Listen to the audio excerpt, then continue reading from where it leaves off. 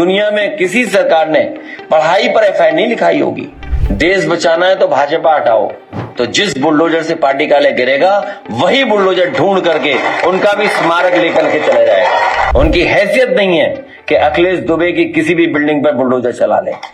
Samajwadi party ने जो बड़े बड़े स्थान बनाए हैं वहां पर अगर कब्जा करके आपने कुछ बनाया है तो जिस बुलडोजर से पार्टी कार्यालय गिरेगा वही बुलडोजर ढूंढ करके उनका भी स्मारक लेकर के चला जाएगा। क्लियर, कोई उसमें कंफ्यूजन नहीं है।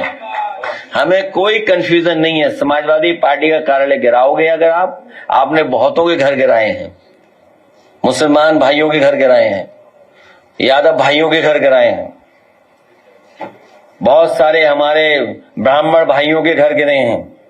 वो मां, वो बेटी स्वर्ग में होगी, वो इनको क्या कर रही होगी सोचो, कोस नहीं रही होगी, श्राप दे रही होगी ऊपर बैठ करके। सोचिए, एक बुलडोजर चला, मां बेटी जिंदा जल गए थे। सोचिए आप, विकास दुबे की गाड़ी पलट गई। और मैं आपसे कह रहा हूं, ये जो बुलडोजर लिए समाजवादी पार्टी कार्यालय पे जा रहे हैं, उनकी हैसियत नहीं है कि अखिलेश दुबे की किसी भी बिल्डिंग पर बुलडोजर चला ले। उन पे हैसियत नहीं है कि अखिलेश दुबे के जो फर्जी बनी हुई बिल्डिंगों पर बुलडोजर चला लें। ये कमजोर को डरा सकते हैं, कमजोर को, लेकिन कमजोर को जिस दिन मौका मिलेगा उस दिन इन भारतीय जनता पार्टी लोगों का इलाज भी होगा। ये सरकार रोजगार नहीं दे पा रही है। और सोचिए, रोजगार जिन पर है नौकरियों, उन्हें टीईटी में फंसा दे रहे हैं।